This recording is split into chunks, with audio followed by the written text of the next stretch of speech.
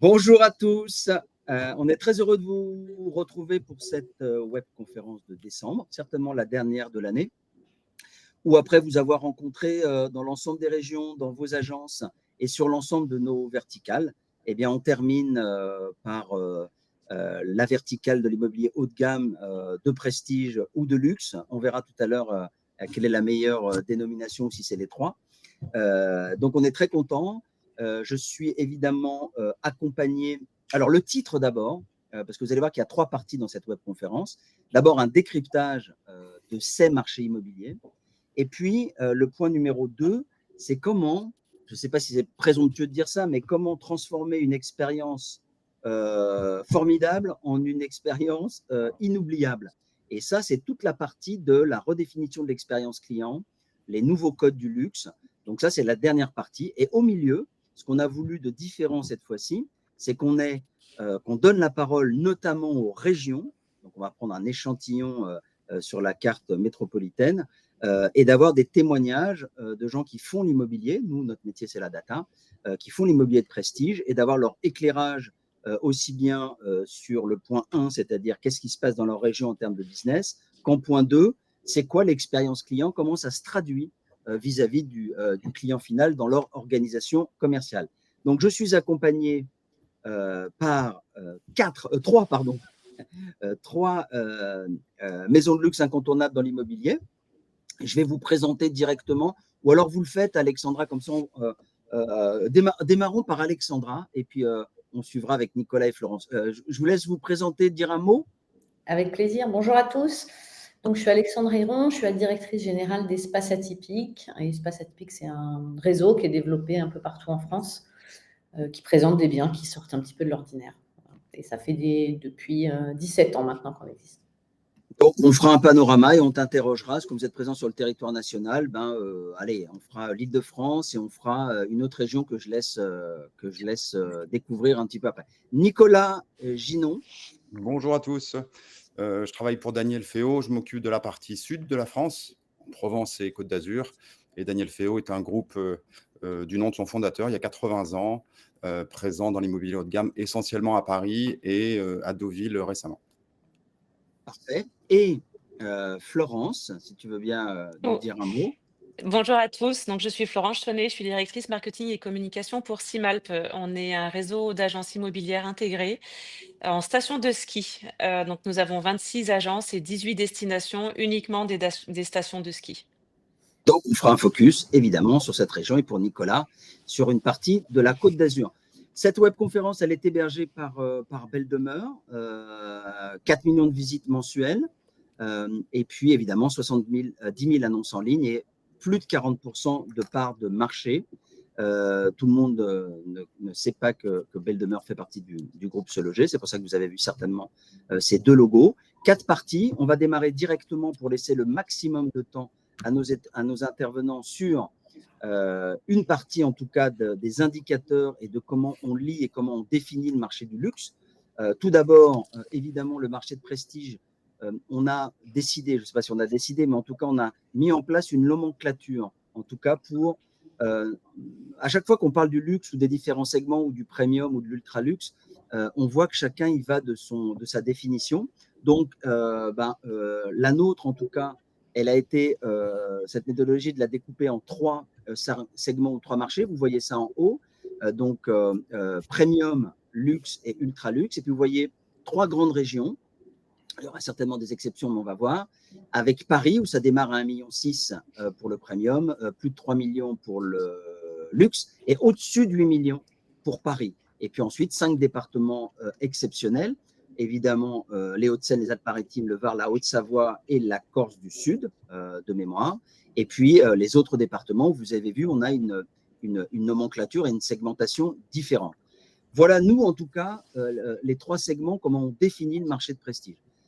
Maintenant, certaines organisations ou marques ont fait différemment. Il me semble que Florence, vous, chez Simalp, vous avez travaillé le sujet, entre guillemets, et que vous avez une approche qui peut être un petit peu différente, ou beaucoup même. Mais je ne sais pas comment vous segmentez, vous. Alors, merci. Effectivement, nous, on a ressenti le besoin de segmenter le marché.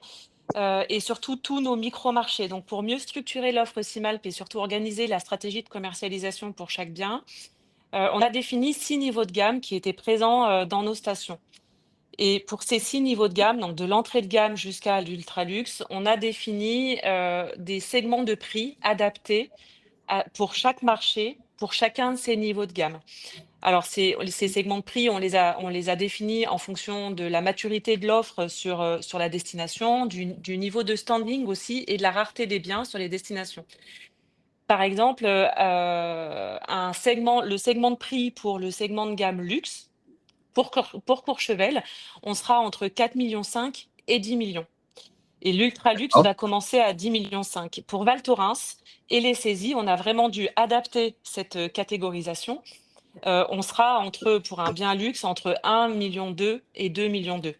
Cette stratégie de segmentation, ça nous permet aussi de vraiment adapter notre stratégie de commercialisation et surtout d'appliquer une diffusion sélective sur les différentes plateformes.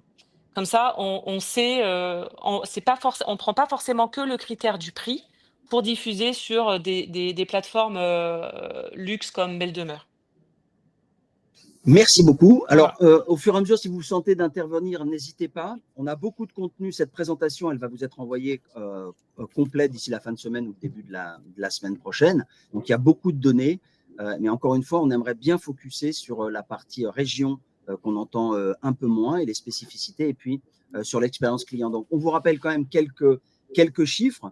Pourquoi on a présenté les segments et comment on arrive à mesurer que l'an dernier, il y a eu entre 33 000 et 35 000 transactions, soit 4-5% du marché total des 900 000 ventes qu'il y a en France. Par ces différents segments, vous avez vu que certains vont dire « Ah, il y a 9 000 transactions dans l'ultra-luxe, ou dans le luxe, 400 dans l'ultra-luxe. » Mais si on prend les trois segments avec l'échelle qu'on a mis en place, ça représente 4% du marché et 33 000 transactions et un peu plus cette année.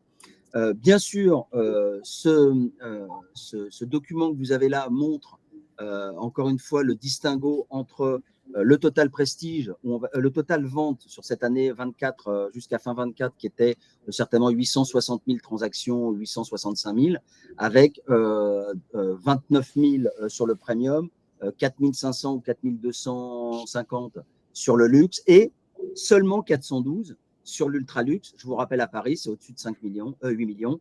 Sur les 5 départements les plus forts, c'était au-dessus de 5 millions. Donc, quand on parle de l'ultra-luxe, c'est vraiment, en gros, 500 ventes, ce qui représente quand même près un peu moins de 20% de la valeur globale des transactions, tout confondu. Donc, on voit bien qu'on a un marché qui est finalement de niche, mais avec des honoraires et une valeur globale qui est 20% du chiffre total de ce qui se passe dans la transaction dans l'ancien.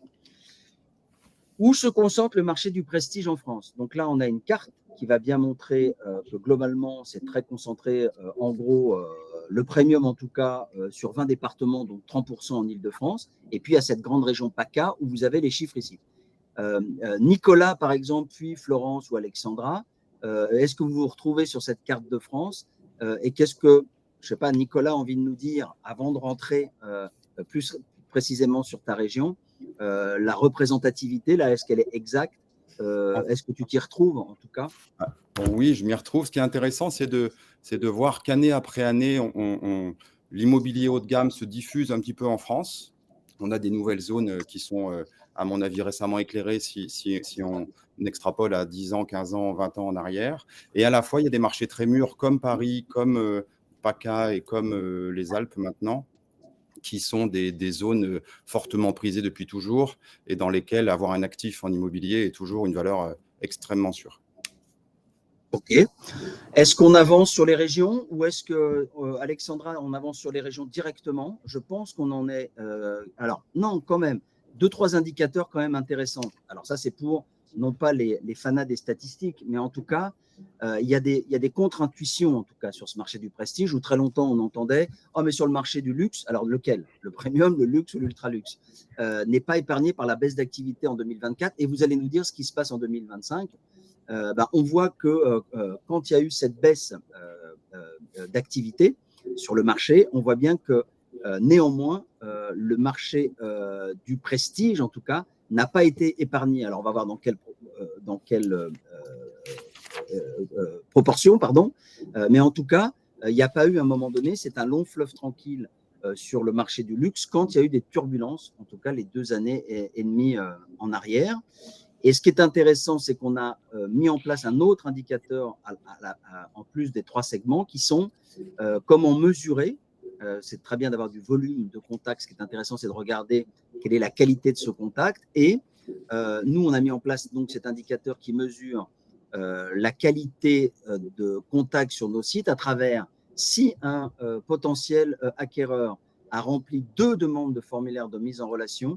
À partir de là, on compte que c'est une demande et on peut regarder comme ça à N+1 ou à N-1 quel est l'impact. Et là, on voit que contrairement au marché traditionnel où il y a eu des bonds en tout cas ou des descentes plus fortes, il y a eu un pic là, à un moment donné où c'est descendu fort, mais en tout cas, ça a été beaucoup moins en montagne russe en tout cas que le marché résidentiel classique. On va regarder dans le détail après. Sur les prix, pareil, malgré la baisse d'activité, ça a beaucoup mieux résisté. Et bien sûr, quand on dit ça au général, ça dépend toujours de quelle est la région, quel est le type de bien, quel est si je reprends les critères de Florence tout à l'heure, la rareté du bien par rapport à la demande, quel est le type de bien, bon, évidemment, mais sur la moyenne nationale, voilà ce que ça donne sur les prix. Et sur l'ultra-luxe, il y a aussi quelque chose qui est contre-intuitif, c'est qu'on pourrait se dire, est-ce que l'ultra-luxe a été beaucoup plus ou beaucoup moins touché ? Eh bien, en fin de compte, il a été touché. Et c'est pour ça que 2025, sur ce qui n'a pas été vendu, il y a près de 9000 ventes sur le luxe qui n'ont pas été faites en 24-25.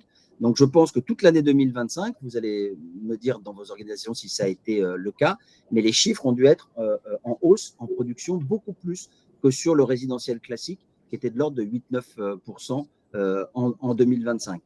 Certainement parce que beaucoup de vos acquéreurs sont moins dépendants du blocage qu'il y a eu sur les taux d'emprunt, notamment dans le marché résidentiel classique, donc moins impacté par le contexte économique, mais plus impacté certainement par le contexte géopolitique. Mais vous nous direz quand ça sera vos régions et les biens types, en tout cas, que vous pouvez nous présenter.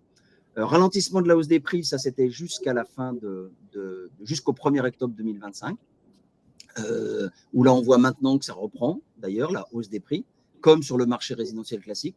On va voir dans quelle proportion, mais en tout cas, on voit bien que sur l'ultra-luxe, c'est là où les indices de prix sont à nouveau les plus forts. Peut-être un rattrapage, peut-être une correction, ou peut-être, comme disait Nicolas tout à l'heure, sur ces biens ultra-luxe, au-delà du bien immobilier, est-ce qu'on parle d'investissement, de pérennisation, de patrimoine, de biens exceptionnels, d'investissement ou de bien plus sur ce marché de l'ultra-luxe. Si on arrive maintenant en région, où c'est là où on attend encore une fois l'avis de ceux qui font l'immobilier au quotidien, c'est-à-dire vous, c'est qu'est-ce qui se passe sur l'approche régionale du marché. Donc, on peut commencer par une enseigne nationale pour parler de Paris-Île-de-France. Si Alexandra veut bien prendre la main. Et ce qu'on a voulu faire, en tout cas sur cette partie-là, c'est de dire, OK, souvent on parle de grande data, ce qui est notre métier, et puis on a, nous, des annonces sur Belle Demeure. L'idée, c'est que souvent, on n'a pas l'envers du décor, nous, c'est-à-dire les clients, qu'est-ce qu'ils racontent, et puis le bien, c'est quoi l'histoire, et c'est quoi d'ailleurs un bien chez Espace Atypique, c'est quoi un bien chez Féo, dans la Provence Côte d'Azur, et c'est quoi un bien chez Simalp. Alors, on vous a demandé de faire l'exercice, alors vous avez une multitude de types de biens, mais on a en tout cas voulu ça. Donc, sur l'Île-de-France, on sait que ça représente 20% du marché, en gros. Et moi, je pense qu'Alexandra, tu es libre de nous dire ce que Espace Atypique a vécu en 2025 sur cette région Paris-Île-de-France. Oui, on est très présent en Île-de-France parce qu'on a une agence dans chaque département et 4 agences dans Paris Intramuros, donc ça fait une centaine de collaborateurs pour couvrir toute Paris et l'Île-de-France. Depuis le Covid, Paris avait été un petit peu boudé, les chiffres étaient un peu compliqués, mais on s'aperçoit que depuis les JO, il y a eu un intérêt renouvelé quand même par les Français et par les étrangers également. Et c'est vrai que 2025 a été vraiment une année exceptionnelle pour Paris et la première couronne. On a fait 50% de chiffres en plus sur 2025 par rapport à 2024 et 2023. Donc, c'est les prix qui ont été ajustés, les taux qui ont baissé, et puis le retour des étrangers aussi.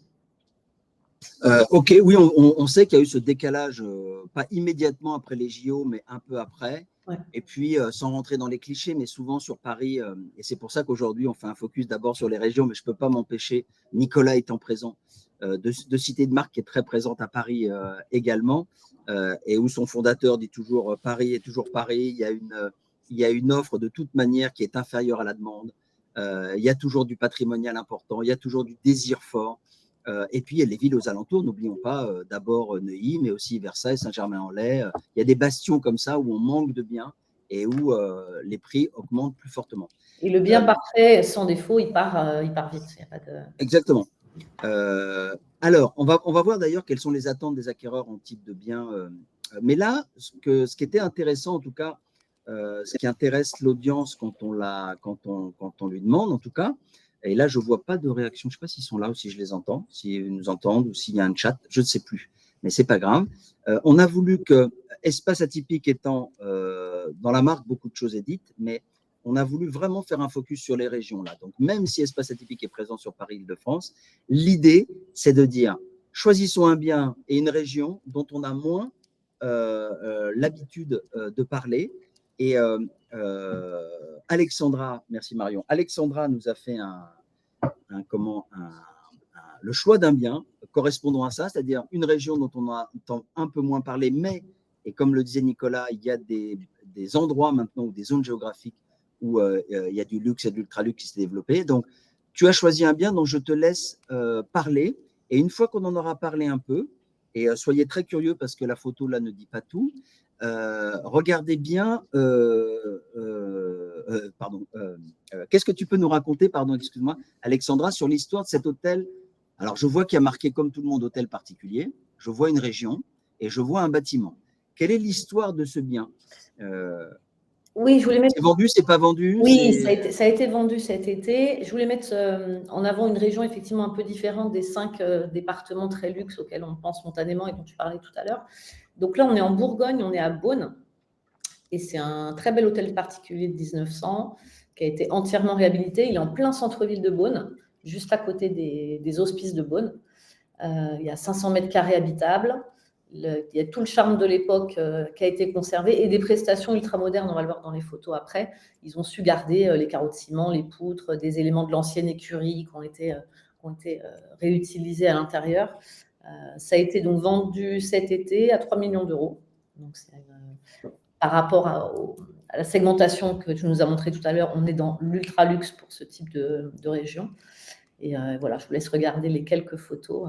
C'est plein de charme. Et plein de... On va lancer ça. Alors, j'ai appuyé un peu vite peut-être. Non, c'est très sensible. Donc, il a été vendu. Peut-être ok, alors attends. Hop. Attends, parce que j'ai appuyé 2 fois. Attention. Et mettez-nous des commentaires ou des... c'est vrai que c'est mieux comme ça. Ah oui, c'est pas mal. C'est une vraie cheminée, ça?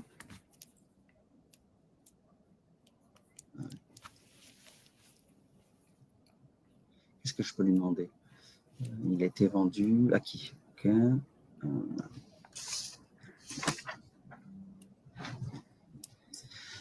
Voilà, j'espère que les images sont bien passées. On voit bien qu'entre l'extérieur et l'intérieur, eh bien, ça valait le coup d'être patient et d'être curieux, parce que c'est une autre histoire qui se raconte. Est-ce qu'on peut dire quelque chose aussi sur… Alors, le prix, tu l'as donné. Quel était le type de vendeur et le type d'acheteur? Est-ce que ça peut se dire sur le profil? On va dire que c'était des chefs d'entreprise, tant le vendeur que l'acquéreur. Ok, et c'est un hôtel particulier qui a été rénové il y a peu de temps, certainement, ce qu'on voit bien. Ça a été entièrement rénové par le vendeur, du coup, par l'ancien propriétaire. Est-ce qu'on connaît le montant des travaux? J'aurais peut-être pas dû poser cette question. Je ne l'ai pas, je suis désolée. Okay. D'accord. Non, parce qu'on voit bien que ça a été transformé en maison de caractère avec un côté très contemporain. C'est les jolies pépites qu'on trouve en région et qui rendent magnifique. passionnant. Ouais. Non, c'est bien tu vois, enfin, c'est ce qu'on nous avait demandé, c'est-à-dire on a un prix qui est de 3 millions, qui peut correspondre à totalement un autre type de bien dans d'autres régions, alors plus grands ou alors complètement plus petits d'ailleurs, mais c'est bien de voir ce type de bien-là. On voit que ça correspond aussi le clé en main, entre guillemets, c'est-à-dire qu'on voit bien que cette histoire de quand la rénovation est faite avec un architecte, que ça correspond au goût de la future cible d'acheteur, ben, c'est une pépite, entre guillemets. Donc, OK, on reviendra à toi, Alexandra, tout à l'heure, évidemment. On va regarder une autre région, on va visiter une autre région, puisqu'on voit qu'il y a une région qui est non seulement qui concentre l'ultra-luxe, pardon, le luxe pour beaucoup, mais l'ultra-luxe pour encore plus. Alors, on vous a mis sur les cartes quelques exemples, mais je te laisse t'emparer, Nicolas, de ta région pour nous en parler, de ton marché. En 2025, il s'est passé quoi? Qu'est-ce que tu as envie de nous dire? Et puis, tu nous présenteras un bien, un de tes biens en tout cas, pour voir quelle était l'histoire. Avec plaisir.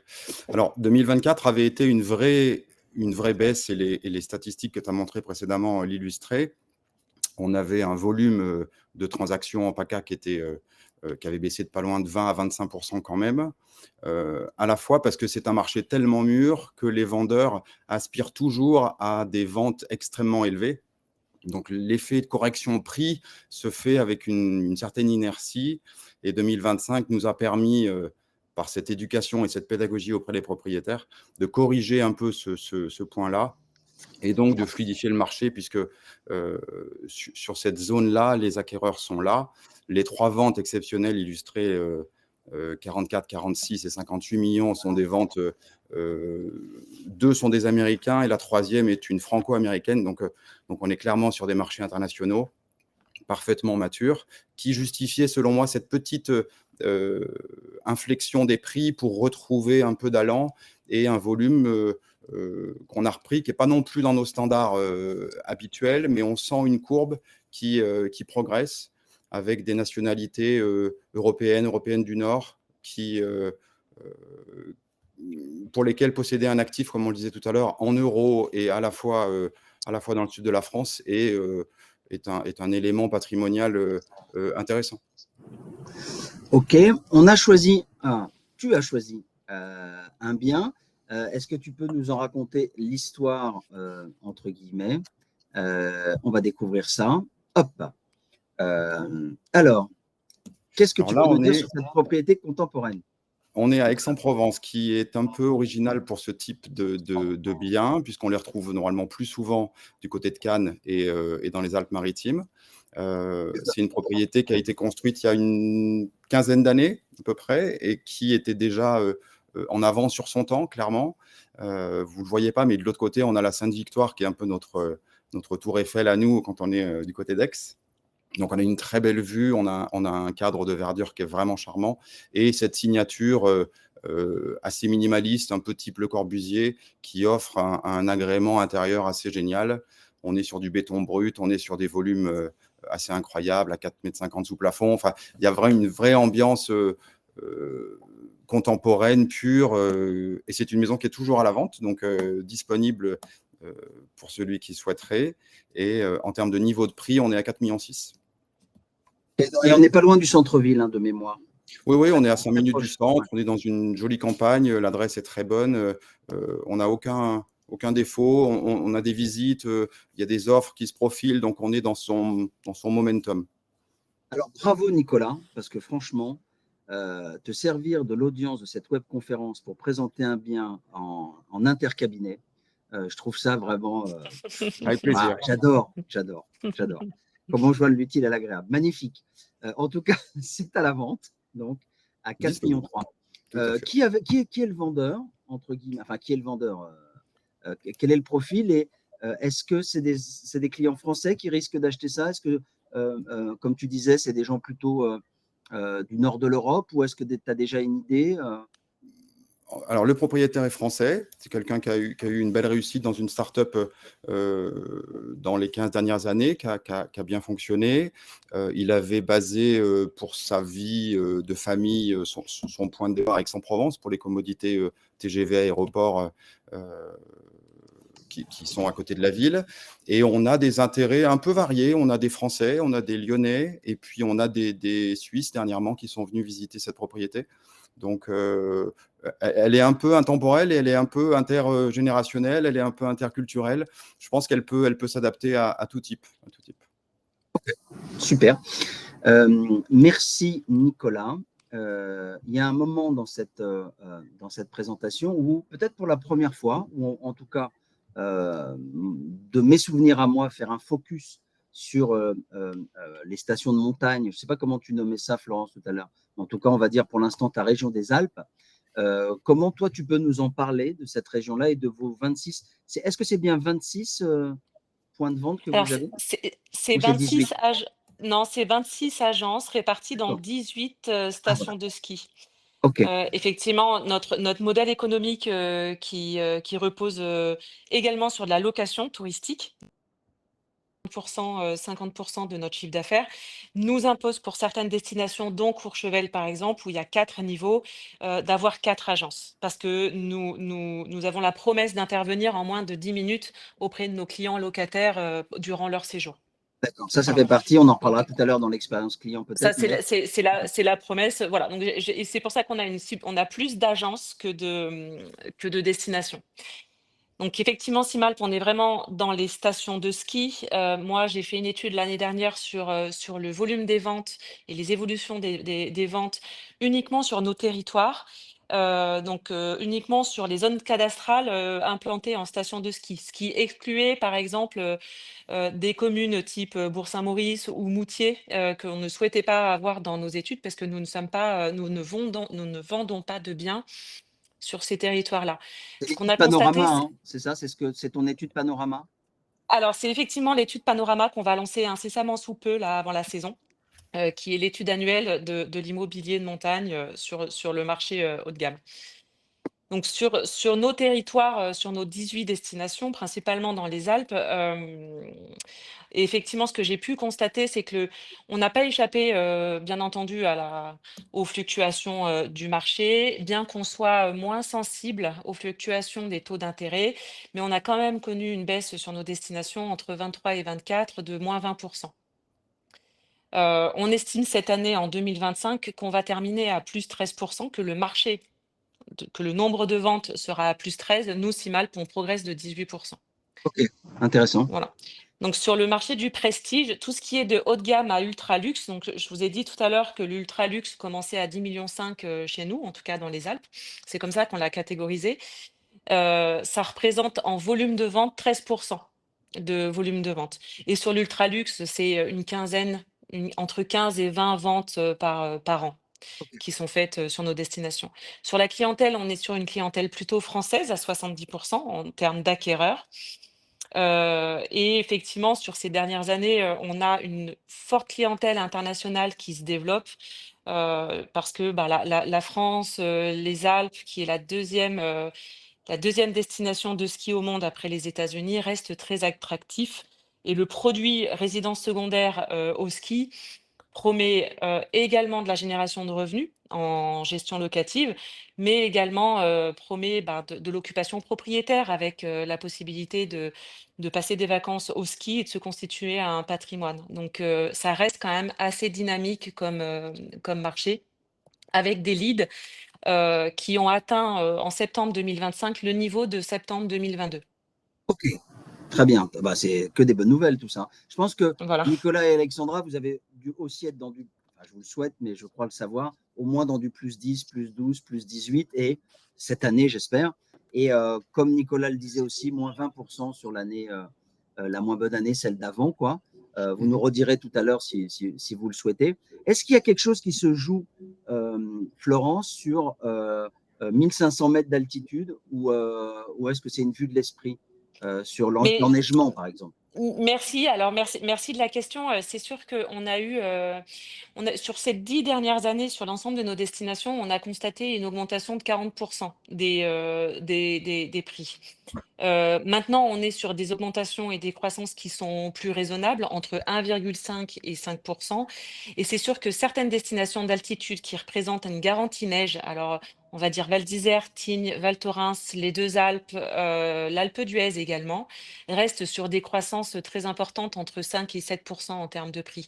Il y a une vraie tension sur ce marché-là, parce qu'en fait, on est face à des PLU qui se restreignent, donc des surfaces, des surfaces constructibles qui sont de plus en plus restreintes et une rareté des biens haut de gamme aussi. Oui, c'est ce que tu disais tout à l'heure dans un de vos critères qui était la rareté. Alors, évidemment, comme tu as souligné que je crois que c'est 50% du chiffre d'affaires se fait sur la location saisonnière, Oui. alors c'est certainement un bien que tu peux nous présenter, puis après je lancerai le diaporama ou le film Oui, sur le d'accord. bien qui va s'afficher là, tu vois. D'accord. Alors, c'est un Le chalet bien, Nanook. c'est le chalet Nanook qui est à Saint-Martin-de-Belleville. Alors, Saint-Martin-de-Belleville, c'est un village rattaché à la station d'Éménuire, mais c'est surtout un village qui donne accès direct au domaine des Trois-Vallées, donc Courchevel, Méribel et Val Thorens. J'ai choisi de vous le présenter effectivement parce que c'est 50% de notre chiffre d'affaires qui est fait à la location touristique, mais surtout parce qu'il représente vraiment le savoir-faire et la chaîne de valeur de Simalp. C'est un bien qu'on a vendu sur plan avec un promoteur à un acquéreur français pour 6,5 millions il y a 4 ans et sur laquelle on a eu beaucoup de modifications de TMA. Le propriétaire nous a vraiment demandé de l'accompagner sur en fait, toute la conception de son chalet. Quelle surface pour le ski room? Est-ce que je mets une salle de cinéma? Est-ce que je mets une piscine, un spa, etc. Donc, on l'a beaucoup accompagné dans ce projet-là. Et dès qu'il a été livré, naturellement, il nous a fait confiance sur le mandat de gestion locative. Donc, c'est un bien qu'on loue entre 14 000 euros et 38 000 euros la semaine, selon les saisons l'hiver. Et on le loue très bien puisque il est loué tous les ans entre 9 et 12 semaines, selon l'occupation du propriétaire, s'il vient à Noël ou pendant les vacances de février. Et il a toutes les prestations de qualité, piscine, jacuzzi, hammam, salle de cinéma et salle de massage. Et On peut regarder? mais tout à fait. On peut? On peut rentrer? Oui, bien sûr. Ouais, je t'en Allez. prie, entrez. Ça va marcher, là. Oui, très bien. Je rappuie dessus après, je pense. Hein. Je pense que tu laisses, ça va se D'accord. revenir sur la presse. Alors, fais voir un peu.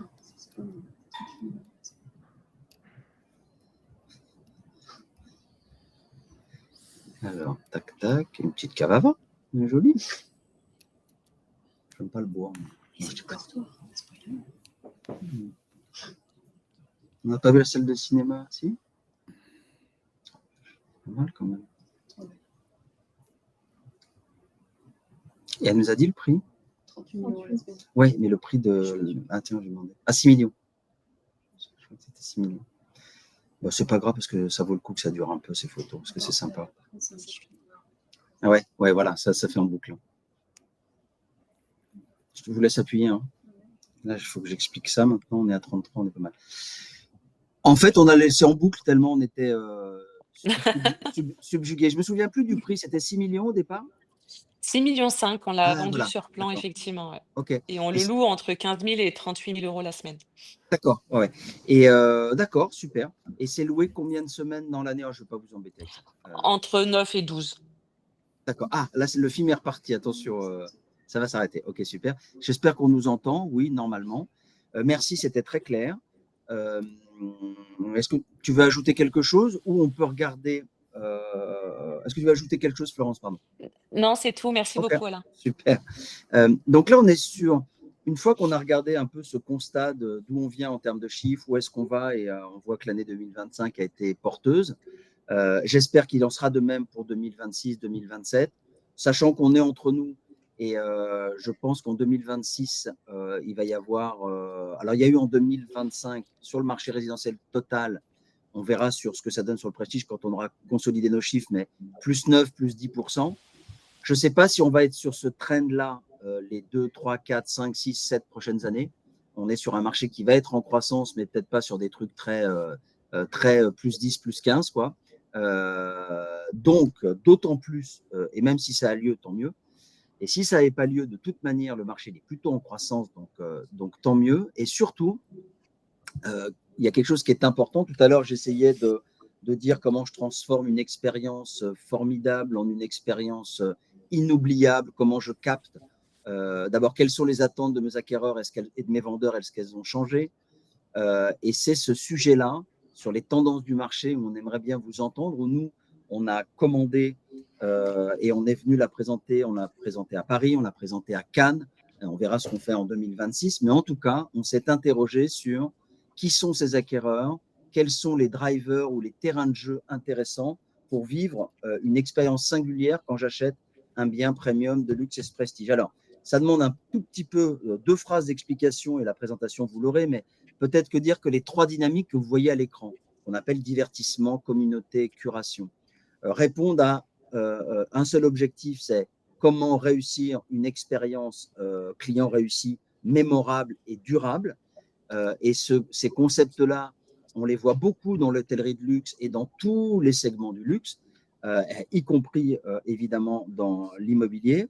Peut-être que quand on parle de divertir et animer, c'est comment je mets en scène, on parle de scénographier là, mon discours, mon contenu, l'agence, la théâtralité entre guillemets, le contenu, comment je raconte la marque au-delà du bien, mais comment je raconte aussi le bien.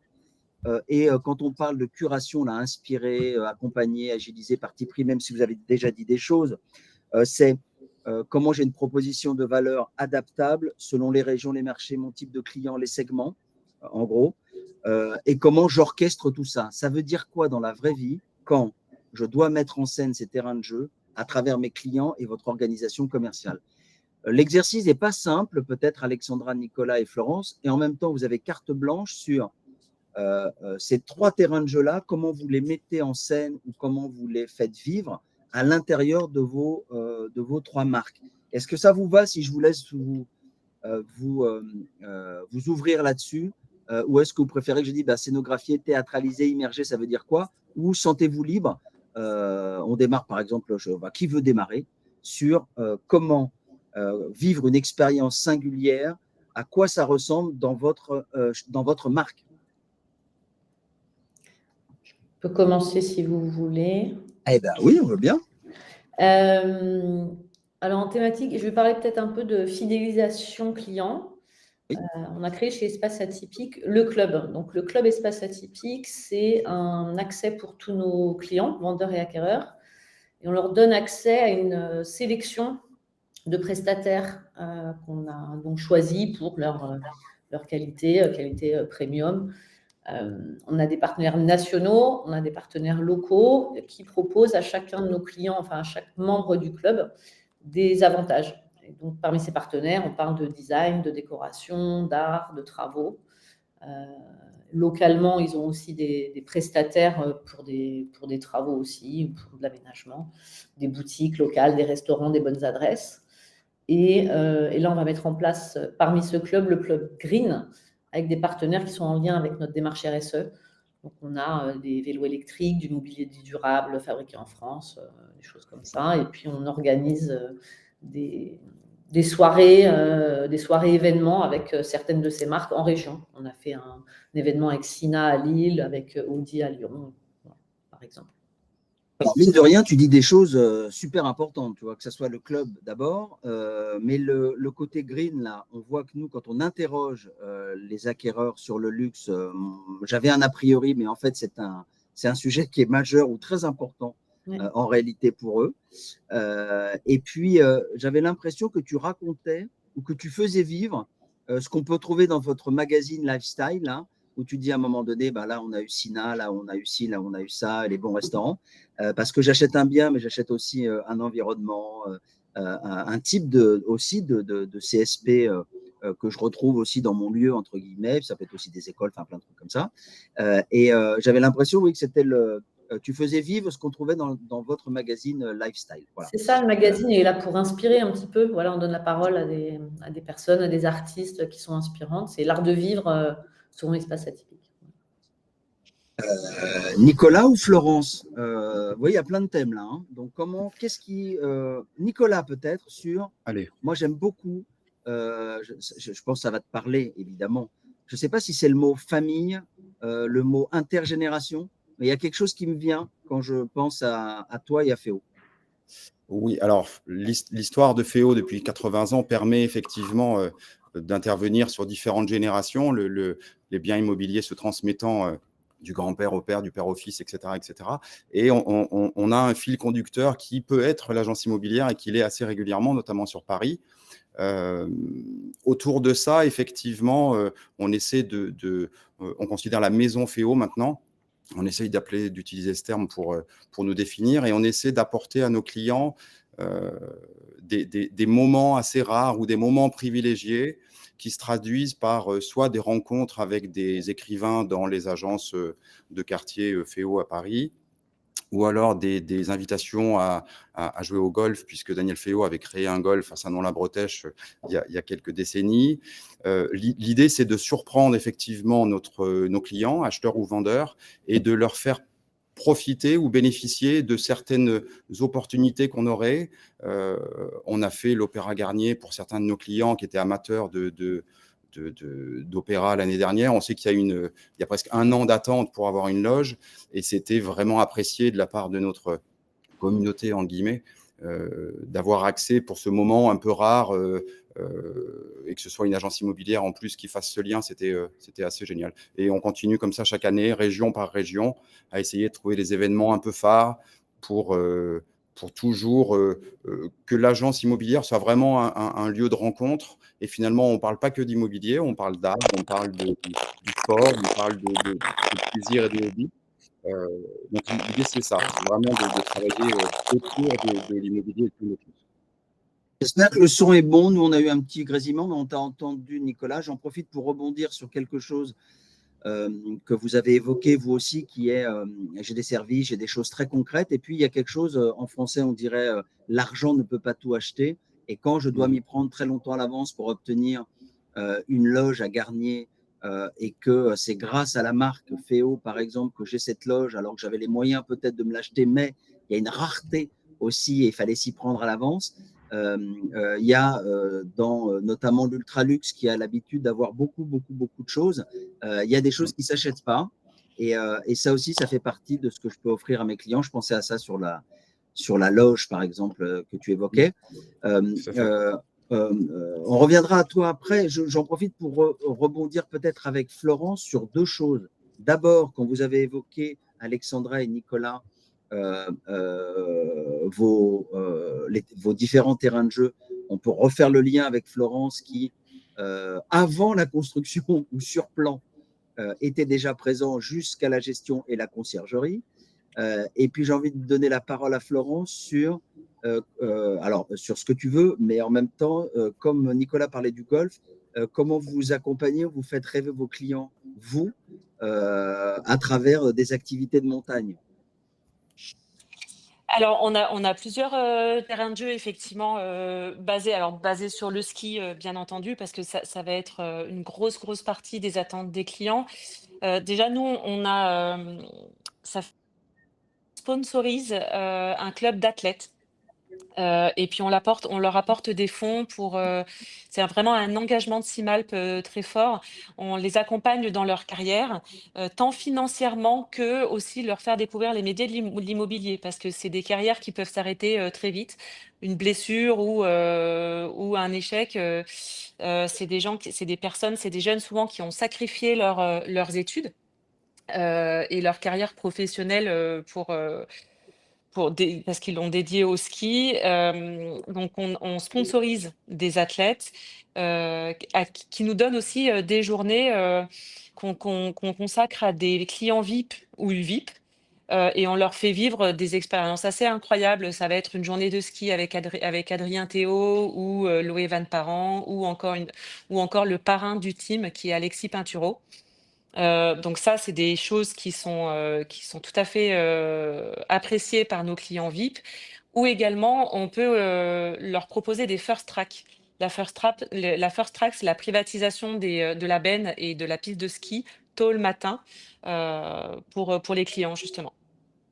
Ok, vous faites plein d'autres choses encore, mais bon, peut-être qu'on peut regarder qu'est-ce qui est le plus important. 1, le client.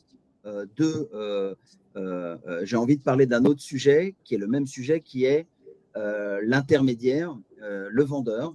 Alors, tu vois, Florence, tu nous as dit certainement que vous avez peut-être des anciens champions dans vos équipes qui font de l'immobilier, d'autres qui ont d'autres profils.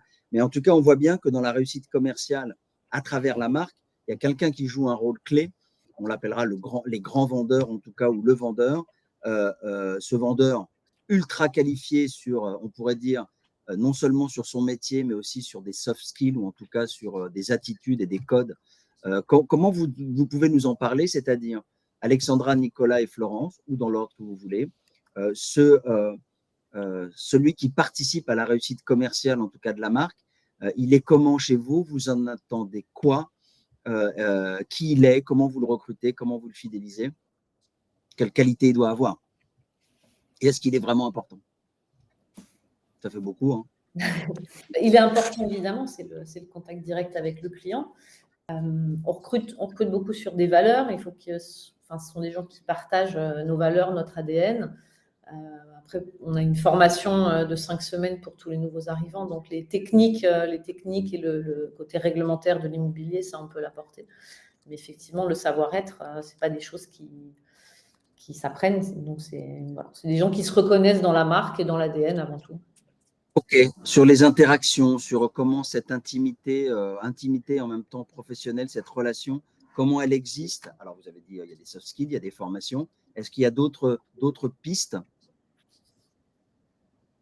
Nous, chez Simalp, par exemple, le grand vendeur, le grand vendeur, on n'utilise pas ce terme, mais ça va être le négo super prime qui va entretenir toute l'année la relation avec le propriétaire ou avec ses clients, parce que on a souvent des propriétaires qui sont hackés pro, donc ils vont vendre un bien, ils vont acquérir un nouveau, etc. Et quand ils arrivent en station, quand ces propriétaires arrivent en station ou quand ils ont des acquéreurs potentiels qui arrivent en station, bah là, on fait le métier de conciergerie. On leur organise vraiment tout leur séjour. On passe du temps avec eux. On les met en relation avec nos partenaires et on leur réserve des restaurants qu'ils ne pourraient pas réserver autrement. Parce que nous avons le réseau et on peut au dernier moment lui avoir des places ou d'autres comme ça. Donc c'est vraiment un travail Les relationnel clés toute d'or, l'année quoi. qu'il fait. Ouais, bah, c'est un peu ça, oui, exactement. C'est l'ambassadeur, non, de votre marque. Et quand tu dis, Florence, ce vendeur, je ne sais plus quelle nomenclature tu as employé, c'est-à-dire qu'ils ont tous cette relation à entretenir avec l'ensemble de leurs clients, ou c'est une partie de l'équipe avec un certain type de client?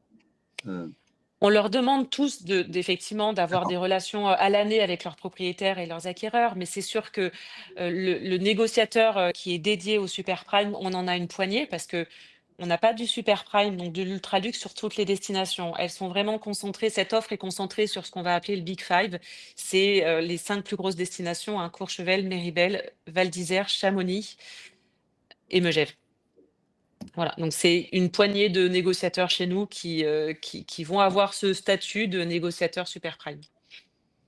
Nicolas ou Alexandra, est-ce que vous voulez ajouter quelque chose ou vous exprimer, ou sur ce point-là, c'est clair? Nicolas, il n'y a pas un poste chez toi qui s'est ouvert, là? Alors, en même temps que je vais vendre une propriété, je vais aussi recruter. Je veux vraiment te faire passer pour un excellent commerçant. Non, c'est très bien, c'est très bien. Oui, effectivement, on recrute parce que c'est la position la plus importante pour la société, évidemment, le négociateur. Et c'est à la fois le métier le plus difficile qui existe, puisqu'il doit avoir des compétences complètement transverses, complètement à l'infini dans beaucoup de domaines, et avec une psychologie suffisamment aiguisée pour lire et comprendre ce qui est dit, ce qui n'est pas évoqué par les clients. C'est beaucoup plus complexe que simplement le mot négociateur immobilier. Et du coup, ça fait des denrées extrêmement rares sur le marché que les marques, évidemment, se battent. Alors, on a la chance d'avoir une enseigne qui est installée depuis très longtemps. Donc, on a un taux de turnover qui est extrêmement faible, preuve du fonctionnement déjà de l'outil Daniel Féo, et ensuite de la qualité des relations en interne sur des carrières longues, puisqu'on a des négociateurs, ça fait 25 ans qu'ils sont chez nous et qui ont encore des très très belles années à faire. Donc, c'est le vendeur, c'est le point le plus important chez nous, extrêmement difficile à trouver. Est-ce que c'est OK pour vous sur ce point-là? J'aimerais qu'on parle de la marque.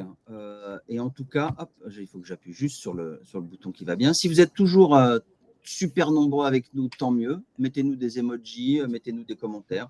On est preneurs. La signature de la marque ou l'image de la marque qui ne doit pas se réduire certainement, même si c'est important, à une identité visuelle ou esthétique, comment vous la racontez, comment elle s'inspire ou comment elle fait partie des codes du luxe? Qu'est-ce que vous pouvez nous dire sur la signature de marque sur ce terrain de jeu numéro 2 en fait? Même si vous avez déjà dit des choses à travers déjà les premiers commentaires, mais sur ce contenu, je ne sais pas, éditorial, vidéo, magazine, qu'est-ce que vous pouvez nous dire? Je regarde. Alexandra. La design d'espace atypique, c'est bien d'expression. Donc, on a essayé de twister un petit peu les biens d'exception dont on parle souvent, parce que ce sont des biens d'exception, et qu'on a twisté en biens d'expression parce que pour nous, c'est là où chacun peut vraiment exprimer ce qu'il est au travers de son habitat et de son intérieur. Donc, voilà, on met l'accent un peu sur l'émotion que peut générer le lieu dans lequel on vit. Voilà. Et on reparlera d'émotion en conclusion. Parce que c'est quelque chose qui vous correspond bien, en tout cas, dans cet univers-là, en tout cas. Est-ce que Florence ou Nicolas, sur la signature de marque, comment je rends ma marque vivante, comment, à travers mes clients, j'en fais des ambassadeurs? Ouais, alors je vais me permettre de poursuivre. En fait, chez Simalp, on a une approche assez hôtelière du métier. Vous l'avez compris, on fait beaucoup de locations saisonnières, donc beaucoup d'hospitalité, et on a à cœur de scénariser l'arrivée du client. Donc, en fait, la signature du marque chez nous, c'est vraiment tout au long du parcours. Donc, on leur organise de la conciergerie, bien évidemment, mais également quand ils arrivent dans leur chalet. Alors, selon typiquement le chalet que je vous ai montré tout à l'heure, c'est un accueil en chalet, c'est pas en accueil en agence. Et là, on a des cadeaux. On a des cadeaux d'accueil. On a une bouteille de champagne également qui est placée dans le réfrigérateur. Et on a des petites signatures comme ça et des de son séjour, et on essaye de reproduire ça également à la transaction avec des documents comme le panorama, tu t'en as parlé tout à l'heure, et un catalogue un peu plus aspirationnel où là on présente nos biens, la plus belle sélection de propriétés des Alpes. Donc c'est vraiment au travers de ce contenu-là et tout au long de l'expérience qu'on essaye d'avoir une signature cohérente.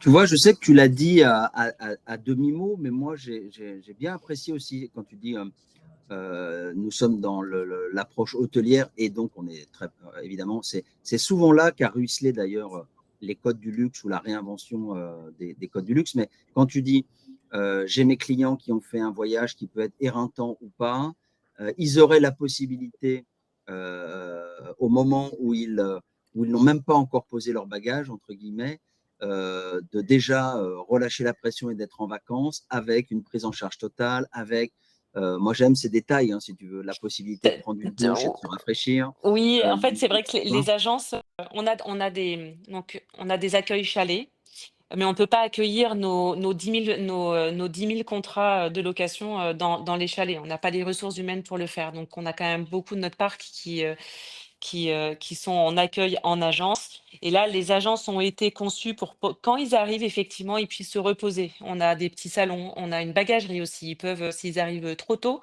plus tôt que la mise à disposition du bien, ils peuvent nous laisser les bagages.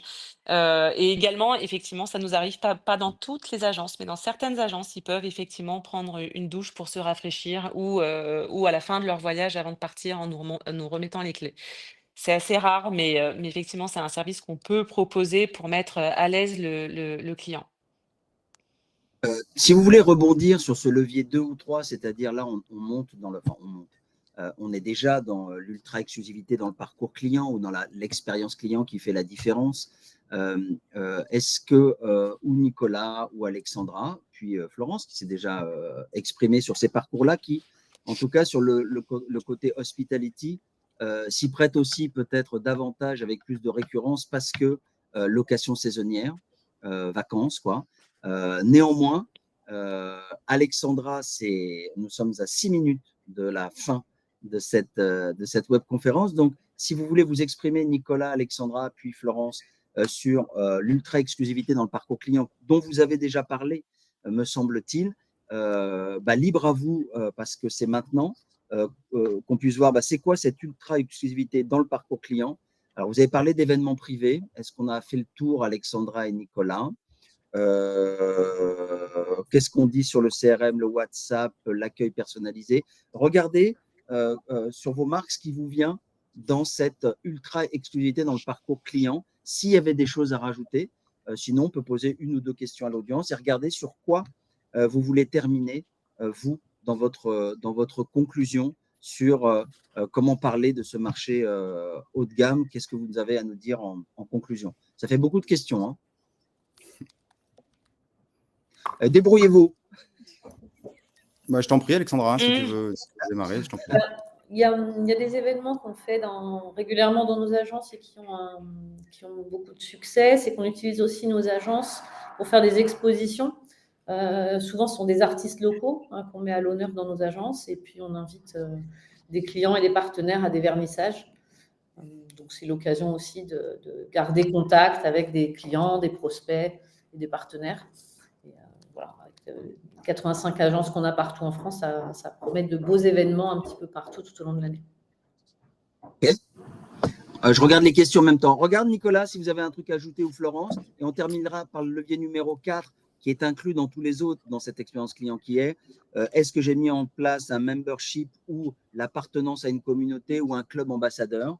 Je sais qu'on en a un petit peu parlé.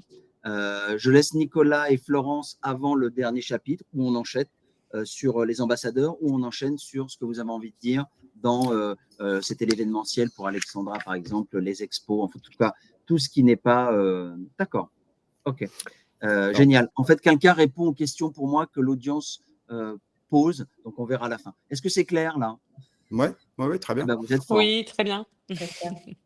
Alors, au-delà de l'ultra-exclusivité, si je rebondis sur les valeurs, effectivement, de la maison Féo, on sait que nos clients, même s'ils ont un pouvoir d'achat extrêmement fort, l'acte d'achat ou de vente d'un bien est vraiment pas une épreuve simple ni neutre, puisque elle engage une famille, elle engage des actifs financiers extrêmement forts.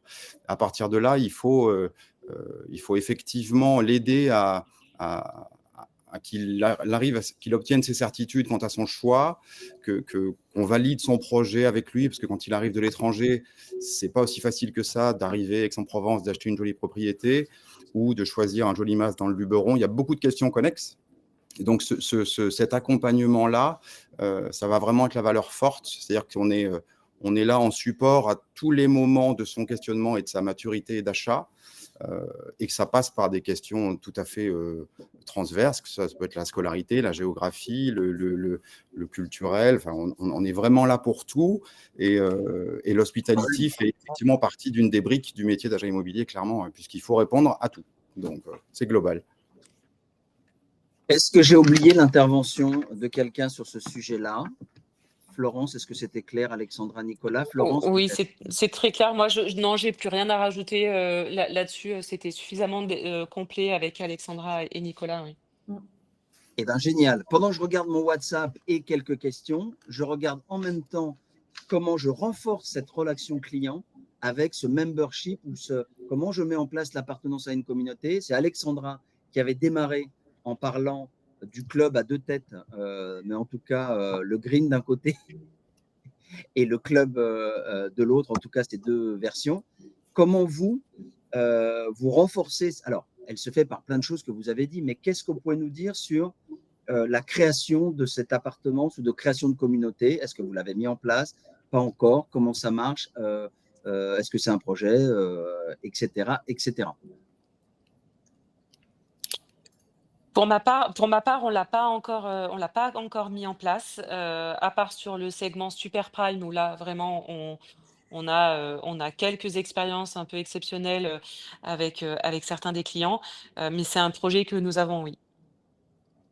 Ok, Nicolas, tu pourras terminer si tu veux, ou Alexandra, qui elle a déjà qui a déjà mis en place en tout cas une communauté, bien que voilà. Est-ce que Nicolas, sur cette appartenance à la communauté ou renforcer cette relation client. Alors, offrir des services additionnels, on a vu. La techno, souvent on parle dans le luxe de quiet tech. Ça veut dire ça ne doit pas se voir, en gros. Mais sur la création de cette communauté, qu'est-ce que tu peux nous dire, toi, Nicolas? Et peut-être Alexandra nous redire un mot sur la communauté, comme c'était au début. Il y a des gens qui nous ont rejoints. Donc, toi, Nicolas, et conclusion, Alexandra, sur membership, par exemple. Mais on en est dans la conclusion là. En fait, on a des clients qui sont effectivement connectés, qui sont professionnellement surchargés et notre travail, comme tu le dis, avec des outils discrets, avec un bon timing et avec un maximum de fluidité. À partir de là, on a mis en place des outils grâce à notre CRM pour contact d'une manière aussi régulière que le client le souhaite et le justifie, pour échanger avec lui et le faire avancer un peu en temps masqué, puisque sa recherche immobilière est un moment de son activité, mais ce n'est pas son métier à part entière. Donc l'idée, c'est vraiment de se glisser dans son projet à n'importe quel moment et une fois que le client est établi, que le contact est établi, évidemment, tisser des liens avec lui, les développer le plus honnêtement possible surtout. Est-ce qu'on en profite, Alexandra, pour conclure? C'est-à-dire, s'il y avait quelque chose que vous voulez dire et que vous n'avez pas dit, c'est ici et maintenant pour Alexandra, puis Nicolas, puis Florence. Et on remerciera tout le monde puisqu'on a dépassé d'1 minute. Pour moi, tout est dit, c'est très clair et c'est hyper intéressant d'entendre les visions de tout le monde aussi sur ce marché. Donc, merci. Okay, super. Marché en pleine dynamique, donc tout va bien. Nicolas, un dernier mot, et Florence, le dernier mot. Alors, ce que je retiendrai, c'est qu'effectivement, 2025 est une année dans le luxe qui est en progrès par rapport à 2024. Et je pense que le travail de fond qui a été fait au niveau notamment des mentalités et des prix dans les propriétés qu'on peut proposer devrait fluidifier et amener un volume de transactions encore supérieur en 2026. Et Florence, la conclusion dans cette période enneigée chez vous?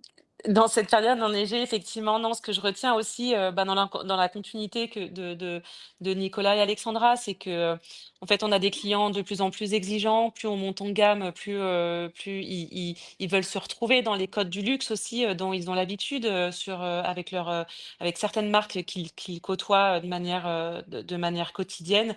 Donc il faut que l'immobilier suive, et ça passe beaucoup par l'expérience et l'expertise des agents.